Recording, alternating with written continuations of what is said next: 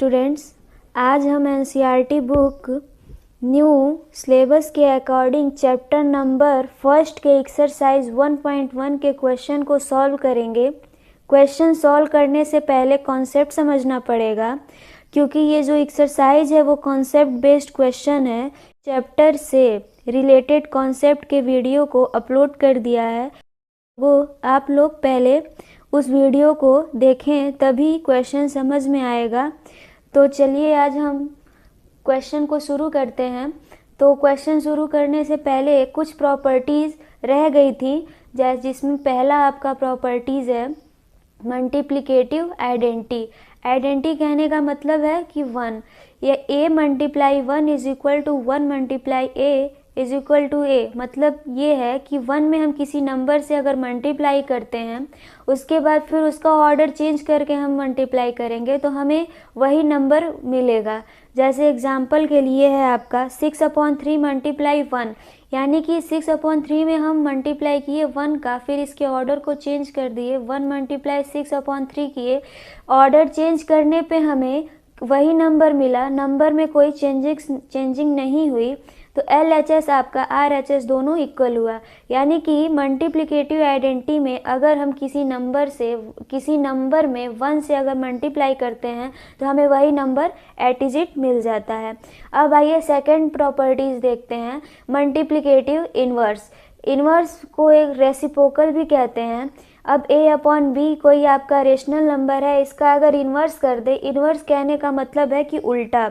अगर हम इसका उल्टा कर दें, यानी कि B/A कर दें, तो हमको 1 मिलेगा। अब कैसे मिलेगा, आइए अब इसको हम देखते हैं। जैसे 6/3 आपका कोई रेशनल नंबर है, इसका उल्टा करें 3/6 कर दें, तो आपका 6 और 6 क्या है, सेम डिजिट है। यहाँ भी 3 और यहाँ भी 3 सेम डिजिट है, तो डिजिट से जब सेम डिजिट होते हैं तो कट जाते हैं, तो आपका बचा 1। और दूसरा एग्जाम्पल है 2/3 है, तो इसका उल्टा कर दें तो 3/2 हो जाएगा। अब 3 से 3 को काटेंगे क्योंकि ये दोनों डिजिट सेम है, और 2 यहाँ भी है 2 यहाँ भी है, तो ये दोनों डिजिट सेम है, तो ये 2 से ये 2 कट गया, तो आपका कितना बचा 1। अब इसी बेस्ड पे आपका क्वेश्चन है, तो चलिए अब हम क्वेश्चन को स्टेप बाय स्टेप देखते हैं। जिसमें आपका पहला क्वेश्चन है, name the property under multiplication used in each following. मतलब कि हमें इस मल्टीप्लिकेशन में ये बताना है कि इसमें कौन सी प्रॉपर्टीज़ लगी हुई है।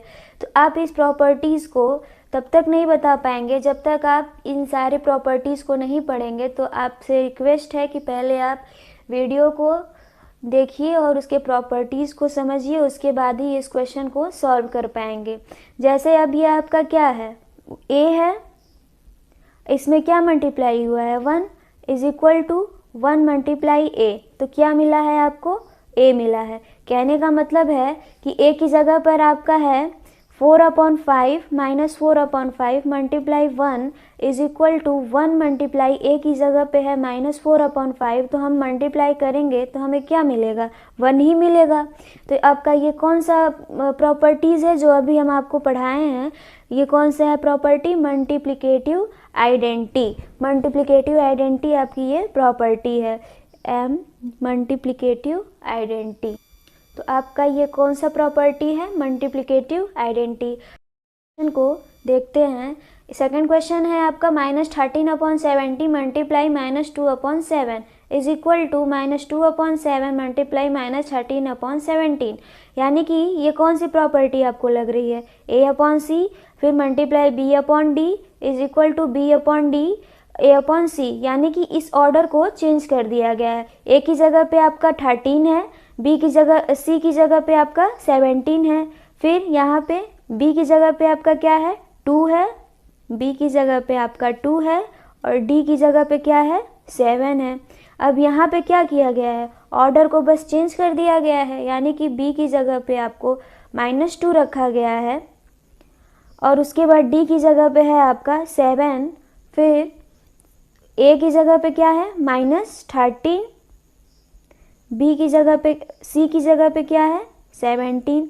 तो आपका ये कौन सी प्रॉपर्टी लग रही है, A multiply B, A/C multiply B/D, फिर इक्वल टू है B/D मल्टीप्लाई A/C। तो ये आपका कौन सी प्रॉपर्टी है, कम्युनिकेटिव प्रॉपर्टी। तो आपका ये कौन सी प्रॉपर्टी हो जाएगी? कम्युनिकेटिव। तो आपका ये कौन सी प्रॉपर्टी हुई? Communicative property. सॉरी, जगह यहाँ पे नहीं था तो हमने यहाँ पे लिख दिया है। अब आइए क्वेश्चन नंबर फर्स्ट के तीसरे क्वेश्चन को देखते हैं। यहाँ पे क्या है?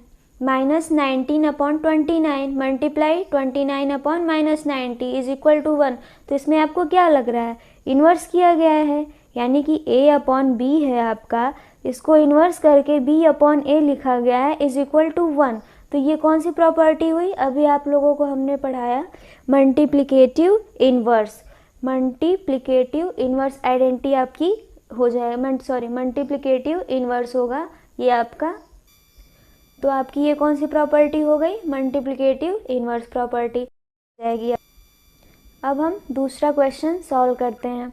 दूसरे क्वेश्चन में क्या है कि 1/3 मल्टीप्लाई 6 मल्टीप्लाई 4/3, फिर एज 1/3 मल्टीप्लाई 6 ब्रैकेट है मल्टीप्लाई 4/3।